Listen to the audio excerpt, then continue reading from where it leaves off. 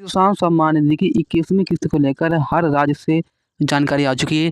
तो इस वीडियो में आपको बताऊंगा कि कंप्लीट जानकारी कि इस वीडियो में किन लोगों को पैसा मिलेगा 21वीं किस्त का और किन लोगों को पैसा नहीं मिलेगा। गाइस इस वीडियो को देखने के बाद आपका 100% डाउट क्लियर हो जाएगा। ठीक है, तो सब परिवार को 6,000 रुपये 6,000 रुपये सालाना मिलता है और ये आपको 2-2 हज़ार रुपये 3 समान किस्तों में दिया जाता है और ये पैसा आपको डीपीटी के द्वारा हर 4 महीने में दी जाती है। तो सबसे पहले बात करते हैं कि पीएम किस्त में आपका आता है अप्रैल और जुलाई में, दूसरी किस्त का पैसा आपका आता है अगस्त और नवंबर में, तीसरी किस्त का पैसा आप लोगों का आता है दिसंबर और मार्च में। किसान के भूमि से किसान भूमि से खाते से लिंक होना चाहिए, मतलब ज़मीन जो भी आपका है वो केवाईसी खाते से होना चाहिए, ज़मीन जो भी आपकी, ठीक है। और इसके बाद आपका आधार बैंक खाता है वो आपका पेमेंट सिस्टम EPS किसान का बैंक खाता आधार से लिंक होना चाहिए, मतलब NPCI होना चाहिए, APS और NPCI एनेबल होना चाहिए। क्योंकि बहुत से लोग क्या करते हैं, इन वजह से आप लोगों को 21वीं किस्त का पैसा नहीं मिल पाएगा अगर आप लोग ये गलती कर देंगे, ठीक है। और गाइस मैंने आपको बता ही दिया पहले कि आप लोग जब तक अपने ज़मीन का अपना KYC नहीं कराएंगे, जो भी आपका ज़मीन है, तो सरकार ऐसे में आपको समझ में नहीं पाएगी कि आपकी कितनी ज़मीन है या फिर आपकी ज़मीन है नहीं। तो आप लोग प्लीज़ इस बारे में ज़रूर सोचें, KYC कराएं। जैसे कि KYC सभी लाभार्थियों के लिए KYC अनिवार्य कर दिया गया है। यदि KYC आप लोग नहीं कराते हैं तो ऐसे में आप लोगों को किस्त नहीं मिल पाएगी, ठीक है।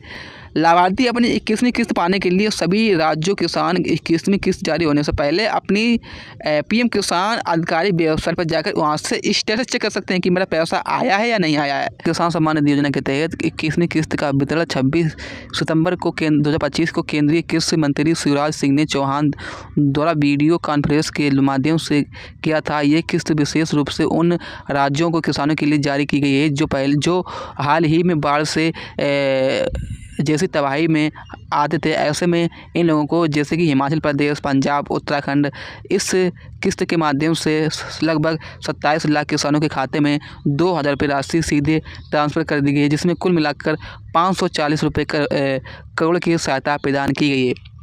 फिर इसके बाद गाइस बात करते हैं कि PM किसान योजना के तहत छोटे और सीमित किसानों को वित्तीय सहायता प्रदान करना, ताकि वह अपनी कृषि गतिविधियों को उसमें सुधार कर सकें। इस योजना के तहत पात्र किसानों को प्रति वर्ष 6,000 रुपये की सहायता दी जाती है, जो 3 किस्तों में दी जाती है। जैसे कि जिससे आपको प्रत्येक 2,000 रुपये ये राशि आप 8,145 लोग संख्या आते हैं, ठीक है।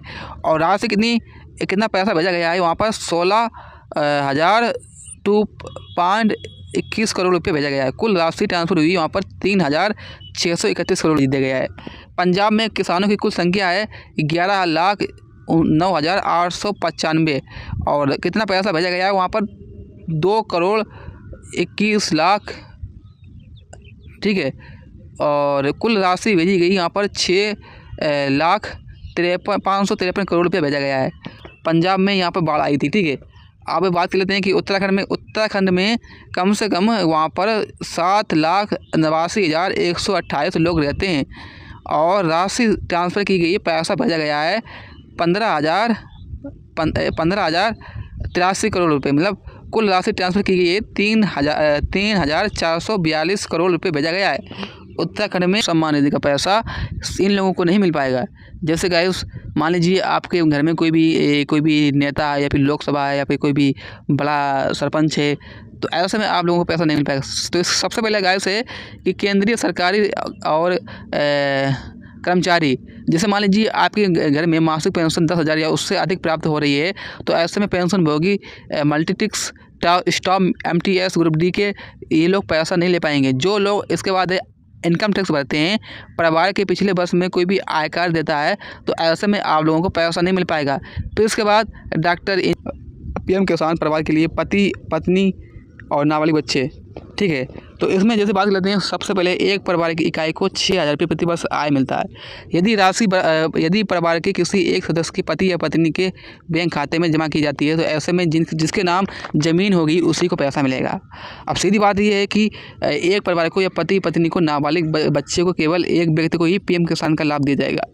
और मान लीजिए आपके यदि परिवार में कोई भी बच्चा 18 वर्ष या उससे अधिक है, उसका नाम अलग में अपनी कृषि योग्य भूमि है, तो वह बच्चा अपना माता पिता के परिवार से स्वतंत्र है, मतलब इकाई माना जाता है। तो ऐसे में यदि बच्चे का नाम और अपनी ज़मीन है तो वह अलग है, इस योजना का लाभ लेने के लिए पात्र है। इस योजना का प्रकार मतलब माता पिता के एक परिवार के एक ही बच्चे का मिलेगा। मतलब मान लीजिए जैसे कि इसके बाद अगर एकल या अलग अलग रहने के सदस्य, यदि परिवार के सदस्य अलग अलग निवास में रहते हैं और उनके भूमि रिकॉर्ड में भी अलग अलग है, उदाहरण के लिए भाई बहन जिनका बंटवारा हो चुका है, तो उन्हें अलग अलग परिवार की इकाई माना जाएगा। ऐसे में यदि भूमि रिकॉर्ड अलग अलग है तो ऐसे में आपको पैसा मिल जाएगा। फिर इसके बाद लाभ लेने पर रोक, एक ही परिवार से कितने लोग पैसा ले सकते हैं। इस प्रश्न का दूसरा पहलू ये है कि कौन से परिवार के सदस्य पूरी तरह से बाहर हैं, भले ही उनका नाम पर ज़मीन और यदि परिवार का कोई सदस्य ना हो तो ऐसे में उनका वह लोग जैसे कि संबंधित पद धारक में वर्तमान में पूर्व संबोधित पदों पर व्यक्ति का जैसे कि इसके बाद सरकारी कर्मचारी केंद्र या फिर राज्य सरकार के मौजूदा या सेवानिवृत्त या फिर कर्मचारी ग्रुप डी के कर्मचारी छोड़कर उच्च आय वर्ग के सभी व्यक्ति जिन्होंने पिछले आयकर में बस इनकम टैक्स का भुगतान किया है।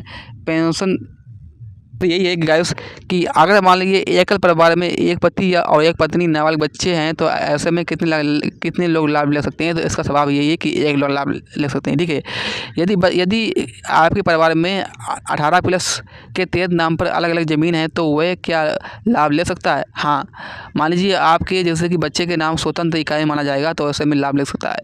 यदि पति और पत्नी दोनों के नाम पर ज़मीन है तो क्या दोनों लोग लाभ मिलेगा। नहीं, केवल एक ही पति या फिर पत्नी को लाभ मिलेगा, क्योंकि एक ही परिवार को एक ही लाभ मिलता है।